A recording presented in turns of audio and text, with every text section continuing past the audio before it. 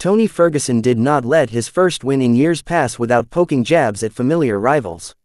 After beating Salt Papi at Misfits Boxing 22, the former UFC interim lightweight champion turned his focus to Conor McGregor and Khabib Nurmagomedov at the post-fight press conference.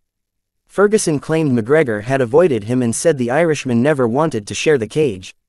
He put Nurmagomedov in the same category, calling him a coward and insisting both men sidestepped him during his prime years in the lightweight division.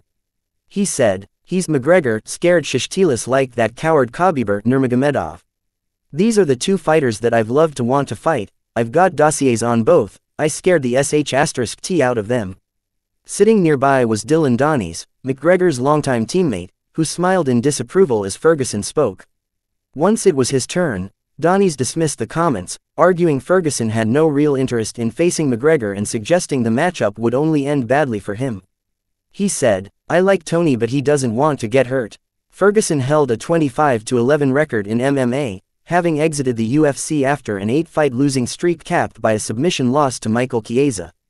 Tony Ferguson finally snapped his 8-fight losing streak with a stoppage win over Salt Papi at Misfits Boxing 22 in Manchester. The 41-year-old former UFC interim lightweight title challenger had not celebrated a victory since 2019 and admitted the drought had taken a toll. Beating an influencer rather than an elite contender did not matter to Ferguson, who simply needed to feel the relief of winning again.